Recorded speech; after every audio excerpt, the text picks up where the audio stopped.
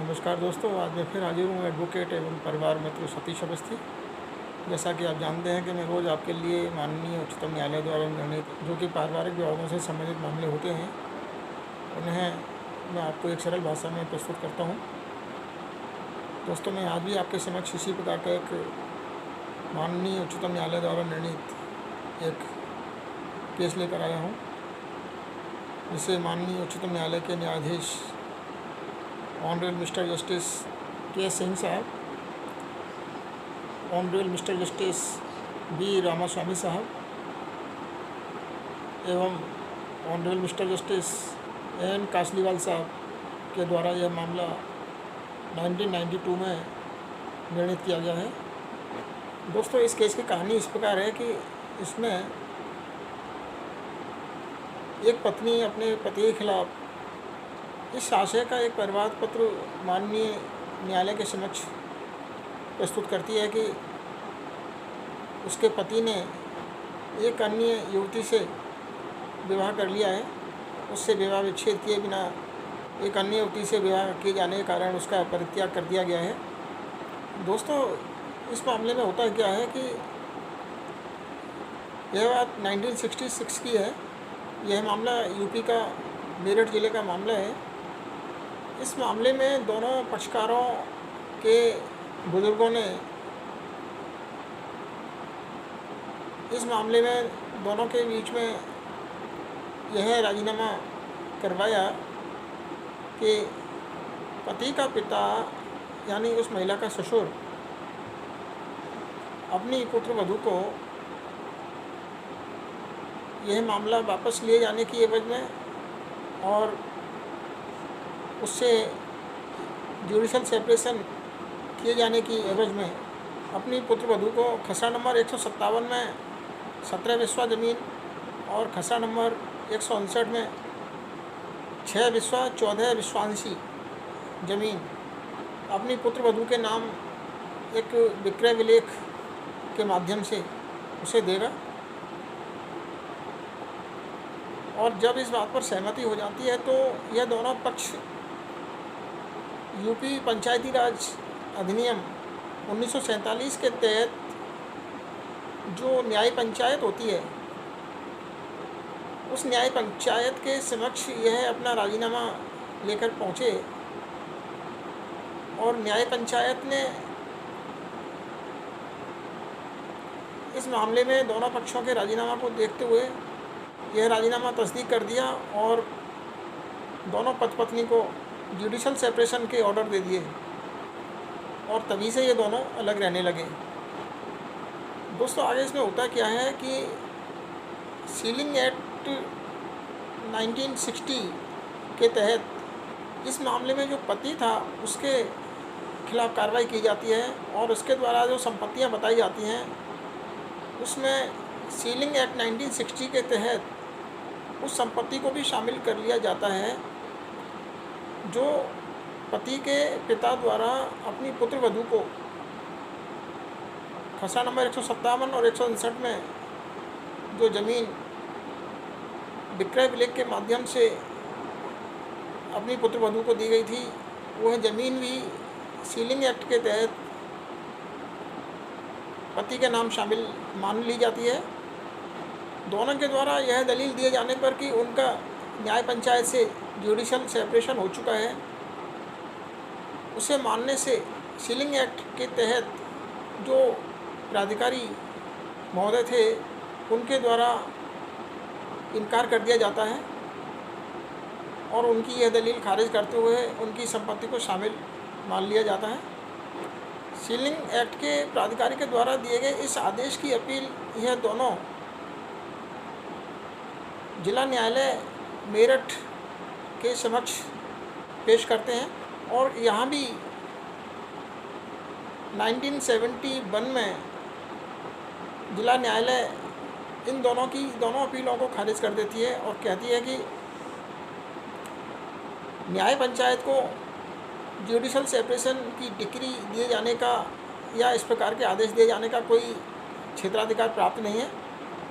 इसलिए उसके द्वारा दिया गया ऐसा आदेश जुडिशल सेपरेशन की तारीफ में नहीं आता है इसलिए इन दोनों की जो संपत्तियां हैं वह सीलिंग एक्ट 1960 के दायरे में आती हैं। माननीय जिला न्यायालय के आदेश के खिलाफ ये दोनों अपनी अपनी अपील माननीय हाईकोर्ट के समक्ष पेश करते हैं और हाईकोर्ट से भी 1980 में उनकी ये दोनों अपील यही कहकर खारिज कर दी जाती है कि न्याय पंचायत को यूपी पंचायती राज अधिनियम 1947 के तहत ऐसे कोई क्षेत्राधिकार प्राप्त नहीं है कि वे वैवाहिक मामलों में जुडिशल सेपरेशन या विवाह विच्छेद की डिक्री या आदेश पारित कर सकें। अब यह अपील माननीय उच्चतम न्यायालय के समक्ष आती है। माननीय उच्चतम न्यायालय के समक्ष यह प्रश्न पैदा होता है कि क्या पति पत्नी के द्वारा आपसी सहमति से जो जुडिशल सेपरेशन किया गया है, क्या उस समझौते के तहत पत्नी जुडिशियली सेपरेटेड मानी जा सकती है, वैधिक रूप से अलग हुई मानी जा सकती है? इसका जवाब माननीय उच्चतम न्यायालय ने नहीं में देते हुए कहा कि कोई पति पत्नी किसी भी कारण से अलग रह सकते हैं। वे या तो उनके परिवारजनों द्वारा कोई सहमति उनके बीच में कराई गई हो, या पंचायत के द्वारा कोई सहमति कराई गई हो, या रीति रिवाज के अनुसार कोई सहमति हुई हो, या पति ने अपनी पत्नी को अलग कर दिया हो इसलिए वे दोनों अलग रह रहे हों, या पत्नी अपने पति की क्रूरता से इतनी परेशान हो गई हो कि वह खुद ही अपने पति का घर छोड़कर चली गई हो और अलग रह रही हो। इस प्रकार कई ऐसे कारण हो सकते हैं जिनकी वजह से दोनों पति पत्नी अलग रह रहे हों, लेकिन इसका अर्थ यह कदापि नहीं निकाला जा सकता कि वे यदि अलग रह रहे हैं तो उनके बीच में जुडिशल सेपरेशन हो गया है। माननीय उच्चतम न्यायालय ने ये कहा कि उन्हीं मामलों में सीलिंग एक्ट के तहत लाभ प्राप्त किया जा सकता है जो यदि हिंदू हैं तो उसने हिंदू मैरिज एक्ट 1955 की धारा 10 के तहत जुडिशल सेपरेशन की डिग्री प्राप्त की हो, और यदि ऐसा व्यक्ति क्रिश्चियन है तो उसने इंडियन डिवोर्स एक्ट 1869 की धारा 23 के तहत जुडिशियल सेपरेशन की डिग्री प्राप्त की हो, और यदि कोई महिला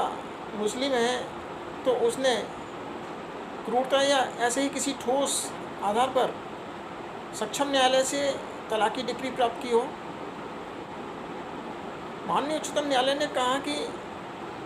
सीलिंग एक्ट 1960 के तहत हालांकि ऐसा नहीं है कि कोई महिला उसे स्थायी भरण पोषण राशि के रूप में प्राप्त हुई संपत्ति को प्राप्त करने का अधिकार नहीं है, लेकिन ऐसे मामलों में जहां कोई महिला स्थायी भरण पोषण राशि के रूप में ऐसी संपत्ति प्राप्त करती है तो उसे यह साबित करना होगा कि उसका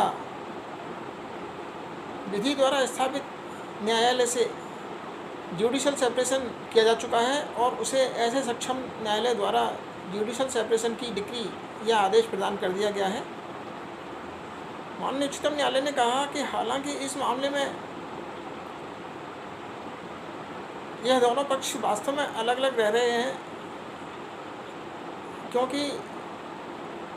इस मामले में पत्नी ने वास्तव में अपने पति के खिलाफ 494 आईपीसी और 109 आईपीसी का मुकदमा दायर किया था, और इसकी सुनवाई के दौरान ही दोनों पक्षों में सुलह हो गई थी, समझौता हो गया था, और समझौते के तहत ही यह संपत्ति उसे प्रदान की गई है। लेकिन क्योंकि इन दोनों के द्वारा विधि द्वारा स्थापित सक्षम न्यायालय के जरिए अपने जुडिशल सेपरेशन का ऐसा कोई आदेश प्राप्त नहीं किया गया है, इसलिए ये दोनों इस मामले में कोई लाभ प्राप्त करने के अधिकारी नहीं है। माननीय उच्चतम न्यायालय ने कहा कि हमने यूपी पंचायती राज अधिनियम 1947 का अध्ययन किया है, उससे भली भांति स्पष्ट हो रहा है कि इस कानून के द्वारा न्याय पंचायत को ऐसे कोई क्षेत्राधिकार नहीं दिए गए हैं जिससे वह वैवाहिक मामलों में जुडिशल सेपरेशन या विवाह विच्छेद की डिक्री या आदेश प्रदान किए जाने में सक्षम हो सके, उसे शक्तियाँ प्राप्त हो सकें। इसलिए यूपी पंचायती राज अधिनियम 1947 के तहत गठित न्याय पंचायत को वैवाहिक मामलों में ऐसी कोई शक्तियाँ और क्षेत्राधिकार प्राप्त नहीं होने के कारण उसके द्वारा दिया गया यह आदेश स्वीकार किए जाने योग्य नहीं है। माननीय उच्चतम न्यायालय ने कहा कि हम पहले ही कह चुके हैं कि जब विधि के द्वारा सभी धर्मों के लिए न्यायालय स्थापित किए गए हैं,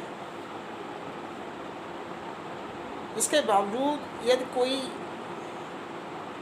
विधि के द्वारा स्थापित न्यायालयों से ऐसी डिग्री प्राप्त करने में असमर्थ रहता है, तो इसका तात्पर्य यह है कि वह सीलिंग एक्ट 1960 की धारा 3 के क्लॉज 7 के तहत ऐसा कोई लाभ प्राप्त करने का अधिकारी नहीं है। माननीय उच्चतम न्यायालय ने इसमें अपना निर्णय सुनाते हुए कहा कि क्योंकि इसमें दोनों पक्षकारों ने विधि द्वारा स्थापित न्यायालय से जुडिशल सेपरेशन की डिक्री या आदेश प्राप्त नहीं किया है, इसलिए उनके द्वारा न्याय पंचायत के माध्यम से प्राप्त किया गया यह आदेश स्वीकार किए जाने योग्य नहीं है। और इस प्रकार माननीय उच्चतम न्यायालय द्वारा दोनों की यह SLP खारिज कर दी गई। दोस्तों, इस केस से हमें यह सीखने का अवसर प्राप्त होता है कि यदि किन्हीं दो पक्षकारों के बीच में कोई समझौता हो जाता है तो उन्हें सक्षम न्यायालय के माध्यम से ही जुडिशल सेपरेशन की डिग्री प्राप्त की जानी चाहिए। विधि के द्वारा स्थापित न्यायालय के माध्यम से ऐसा कोई आदेश या डिग्री प्राप्त किए जाने के बजाय आपसी सहमति से यदि इस प्रकार जुडिशल सेपरेशन मान लिया जाता है तो वह विधि की नज़रों में स्वीकार किए जाने योग्य नहीं होता है। दूसरी शिक्षा हमें इससे यह मिलती है कि सीलिंग एक्ट के मामलों में यदि हमें लाभ प्राप्त करना होता है तो हमें विधि के द्वारा स्थापित न्यायालय से ही जुडिशल सेपरेशन या विवाह विच्छेद की डिग्री प्राप्त की जानी चाहिए। तो दोस्तों, आपको आज का यह केस और इस केस के आधार पर सुनाई गई यह कहानी ज़रूर पसंद आई होगी। यदि आपको यह कहानी पसंद आई हो तो आप इसे ज़रूर शेयर करें। मैं इसी प्रकार रोज़ आपके समक्ष माननीय उच्चतम न्यायालय के ऐसे ही केसेस लेकर हाजिर होता रहूँगा, जिन्हें मैं एक सरल कहानी के रूप में आपके सामने प्रस्तुत करने का प्रयास करता हूँ। आशा है आपको मेरी ऐसी प्रस्तुति पसंद आ रही होगी। मेरे प्रस्तुतिकरण में यदि किसी प्रकार की कोई त्रुटि हो या कोई आप सुझाव देना चाहें तो कमेंट बॉक्स में मुझे दे सकते हैं। मैं अपने प्रस्तुतिकरण को सुधारने का अवश्य प्रयास करूंगा। आपने इस वीडियो को अंत तक देखा है, इसके लिए आपको बहुत बहुत धन्यवाद। तो फिर मिलते हैं कल, तब तक के लिए नमस्कार।